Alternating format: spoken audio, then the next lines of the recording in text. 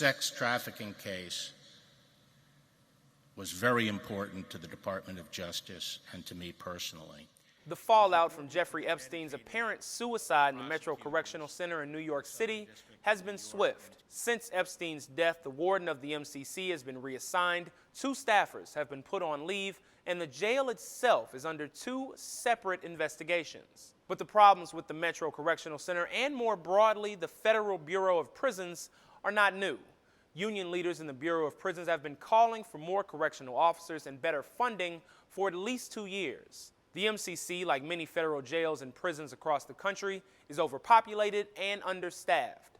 Although the jail was built to accommodate 474 inmates, it held 763 male prisoners at the time of Epstein's death. Overall, the federal BOP as a whole has lost 7,300 staff members since 2016, with the largest drop coming after the Trump administration's 2017 hiring freeze. AFG can be fierce advocates for your safety throughout your career with the Bureau of Prisons. Eric Young, the president of a national union representing BOP employees, blames the Trump administration for staffing problems.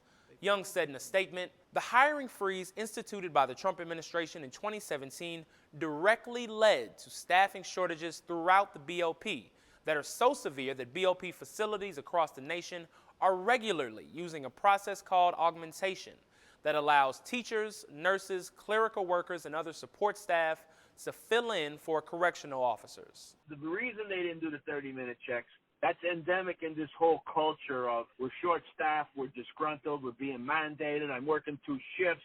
You know, the Epstein situation is a little symptom of the broader culture of augmentation, understaffing, bloated leadership. Jack Donson is a prison consultant now, but he spent the majority of his career working in the BOP as a case manager.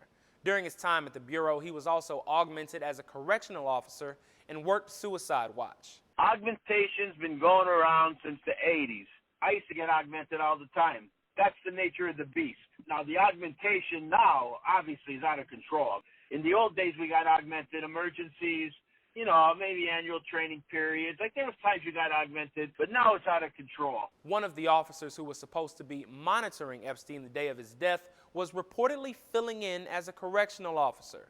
Reports also say these officers were not checking in on Epstein every 30 minutes as they were instructed. And while Donson believes constant augmentation is a problem, he doesn't believe it should be blamed for Epstein's death. My experience doing suicide watch, the average watch is 3-4 days. Nothing was irregular with Epstein. He was on suicide watch twice as long as the average guy. Those 30-minute checks weren't going to save Epstein. You could kill yourself in 10 minutes. They're trying to blame the officers, didn't do their rounds. That had nothing to do with his death. House Representatives Jerry Nadler and Doug Collins are calling for any records the MCC has regarding Epstein's mental health evaluations. Donson believes these records will be critical to this case. The documentation is either there or it's not.